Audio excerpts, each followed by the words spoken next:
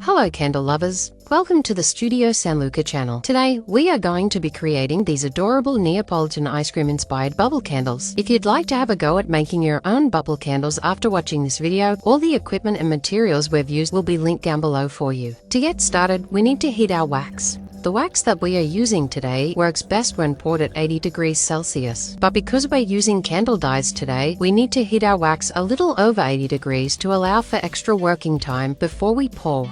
Next, we need to wick up our molds using a 6-ply wick with a wooden wick holder and elevate it using 4 jumbo paddle pop sticks on either side of the mold. Doing this will prevent our candle from having an ugly impression of the wick holder on the bottom and allow it to sit evenly on any surface. After we've wicked up our mold, it's time to start making our first color, which will be pink. To get our color right, we'll drop a small dye chip of pink into our wax and stir it around until we start seeing the color bleed into the wax. Once the wax has some color, we personally like to put a few drops on a white plate and wait for it to set so we can get a good gauge on how the final color will set for our bubble candle. Once we have our wax color correct, we'll carefully pour our first color into our bubble candle mold. Note, getting each layer of this Neapolitan bubble candle takes patience and precision, so take your time when pouring and make sure you stop when your wax covers half of the first layer of diamonds in the mold. After our first pour is complete, we are going to let it set for about 45 minutes before adding our next color. The next color of our bubble candle is going to be white. This means that the next layer won't require any coloring at all, and we just need to pour our white wax straight into the mold. Once our white wax is set after 45 minutes, we can then go and add our brown wax.